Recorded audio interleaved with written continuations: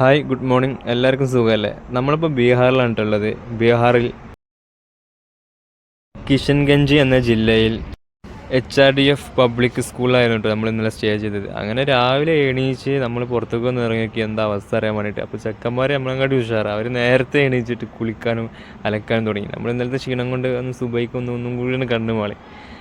അങ്ങനെ പിന്നെ രസമായിട്ട് എനിക്ക് കുറച്ച് അലക്കാണ്ടായിരുന്നു. അത് കൊടുത്തിട്ട് അവരെ കൂടെ കൂടി അലക്കാനും തിരുമ്പാനും കുളിക്കാനും ഉണ്ടല്ലേ. നമ്മളെ ബാക്ക് നിൽക്കണൊക്കെ അലക്കാണ്.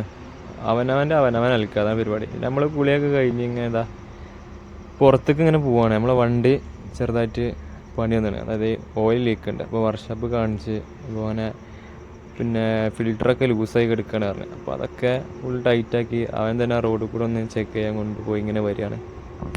വണ്ടിക്ക് കുഴപ്പമൊന്നുമില്ല, ഫുള്ള് സെറ്റാക്കി നിങ്ങൾ ധൈര്യമായിട്ട് പോയിക്കോളി എന്നൊക്കെ പറഞ്ഞ് അങ്ങനെ ഏതായാലും വണ്ടി വന്നിട്ട് ഇങ്ങനെ പോകുന്ന വഴിക്ക് എല്ലാ തേയിലത്തോട്ടം കണ്ട് അതെല്ലാം രസമുണ്ട്. വെള്ളം ഇങ്ങനെ സ്പ്രേ ചെയ്യണത് കാണാനും. അതിനെ കുറച്ച് അപ്പുറത്ത് നല്ല കമ്പുണ്ട്.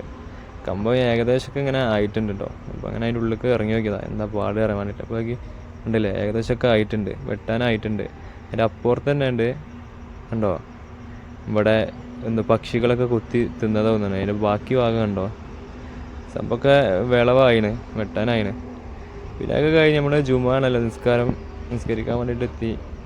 12 മണിയാകുമ്പോൾ എടുത്തി നിസ്കാരമൊക്കെ സെറ്റാക്കി കഴിഞ്ഞ് ഈവനിങ് ആയപ്പോൾ ചെക്കന്മാർ ഫുള്ള് കളി, ഫുട്ബോൾ കളിയും വോളിബോളും കാര്യങ്ങളൊക്കെ ആയിട്ട് ഇങ്ങനെ ഭയങ്കര കളി. അതിൻ്റെ ഇടയിൽ കൂടെ സാറന്മാർ ഇറങ്ങി വന്ന് സാറന്മാർ ഫുള്ള് ചെക്കന്മാരെ കൂടെ ഫുള്ള് കളറാക്കി.